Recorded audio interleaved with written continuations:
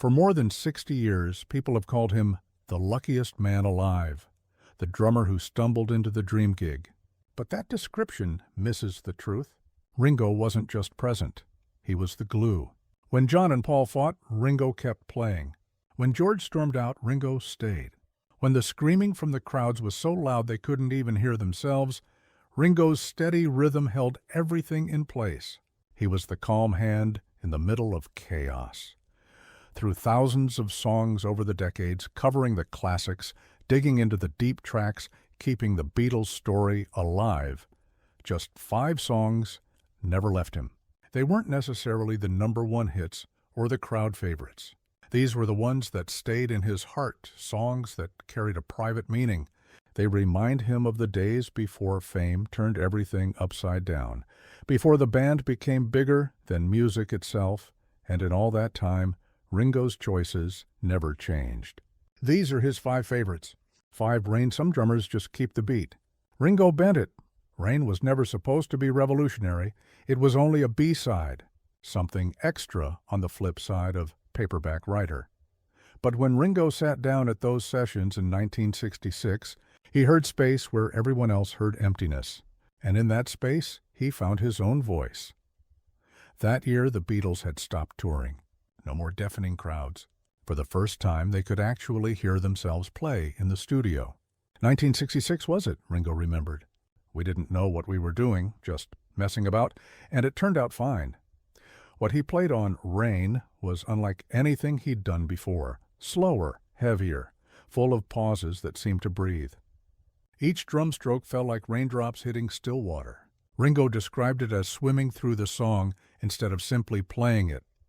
The drums don't rush, they don't push, he once explained. They just roll forward like thunder far in the distance. Every hit lands exactly where it belongs. Never early, never late. For the first time, he wasn't just a backbeat. He was the sound itself. John's voice was slowed and reversed at the end. Paul's bass walked lazily, half asleep. George's guitar rippled like rain splashing on pavement. But it was Ringo's drums that tied it all together. The solid ground everyone else could get strange upon. Drummers later tried to imitate that feel, the loose, confident groove that sounds simple but isn't. They could copy the notes but not the secret ingredient, patience.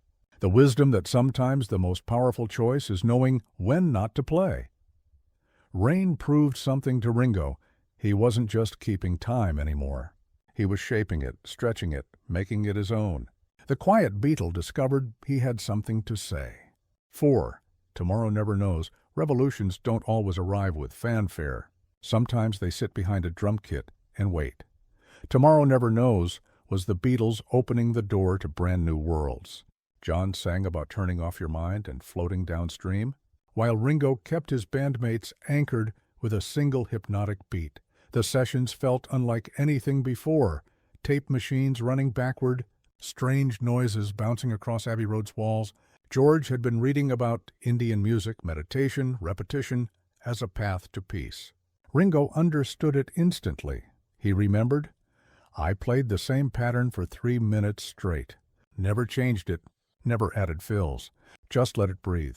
Everyone else experimented with reversed guitars and tape loops. Ringo became the heartbeat, steady, relentless. The one thing that made the chaos make sense. Even the drums were treated differently, recorded up close, compressed, turned into an instrument of their own.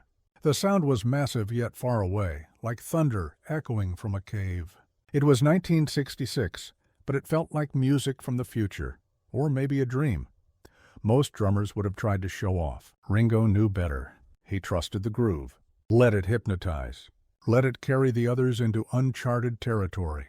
That choice to do less changed everything. The result became a blueprint for psychedelic rock, for electronic loops, even for hip-hop beats decades later. Tomorrow Never Knows taught Ringo that drums could be both anchor and experiment. Stillness could move mountains. 3. A Day in the Life. 2 songs fused into one. 4 young men transformed into something larger than themselves. John had a fragment about reading the news. Paul had a half-finished tune about catching the bus. Separate, they were incomplete. Together, they became one of the most important 4 minutes in rock history. The sessions at Abbey Road carried an unspoken tension. You could feel the electricity. Even the tea breaks felt meaningful. Ringo knew his job. Keep everything steady while the music drifted into uncharted skies. John's opening verses floated, dreamlike. Ringo used brushes instead of sticks, soft touches that barely stirred the air. Then Paul's section burst in, lively and bouncy, and Ringo shifted gears seamlessly, his drums pulsing like a heartbeat coming alive again. But the real magic lived in the middle, that orchestral storm. 40 musicians, each instructed to play whatever they wanted, building from silence to chaos. And through it all came one clean snare hit, sharp as lightning, cutting across the noise. Ringo's timing grounded the madness. The final piano chord stretched 43 seconds, fading into silence. Ringo had suggested letting it ring until it vanished, so that silence itself became part of the song. Later, he reflected, "We knew we'd made something we could never make again. It was lightning in a bottle." 4 friends trusted each other completely, and once again Ringo was the anchor. 2. Come Together. By 1969, the Beatles were fracturing. John wanted freedom. Paul wanted control. George demanded respect. But when the tapes rolled, the magic still sparked. Come Together began as John fooling with a Chuck Berry riff, muttering half-formed lines that sounded like poetry. "Here come old Flat Top." Nobody, not even John, knew what it meant. But Ringo knew exactly what to play. His drums slouched into the groove, heavy-lidded and lazy. "I played it like I was half asleep," he recalled. But in a good way, like a Sunday morning when you don't want to leave bed. The snare cracked like a book dropped on the floor, lazy yet commanding. Paul's bass slithered around with no rush. George's guitar stabbed like sharp comments in conversation. But Ringo's groove was the glue. Even as tensions filled the studio, the music locked into that old familiar chemistry. 4 musicians who could still speak each other's musical language even without words.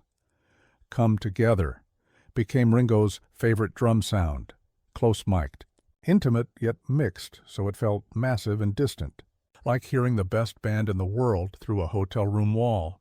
It was his swing that made it unforgettable. Even with the band unraveling, Ringo could still make the impossible sound effortless. 1. In My Life, not every love song is about romance. Some are about time itself. In My Life wasn't written for the radio or the fans. It was written for those private moments when memory takes over, when you sit alone, remembering the people and places that built you. For Ringo, this song carried everything he couldn't quite put into words. John wrote the lyrics at home in Liverpool, staring out his window at places from his youth. Penny Lane, the Cavern Club, even the cemetery where he once sat thinking. In the studio, Paul shaped the gentle melody. George Martin added a Baroque piano solo, recorded at half speed so that it sounded like a delicate music box. But it was Ringo's drumming, soft brushes, careful strokes, that gave the song its heartbeat.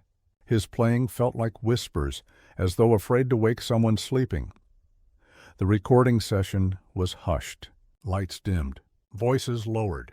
They finished in just a few takes. It was too personal to overwork, too honest to polish. "That's the one I'd want played at my funeral," Ringo admitted once. Not because it was sad, but because it was true. It was about friendship, about gratitude, about the people who make us who we are. Please don't forget to subscribe and hit the bell icon.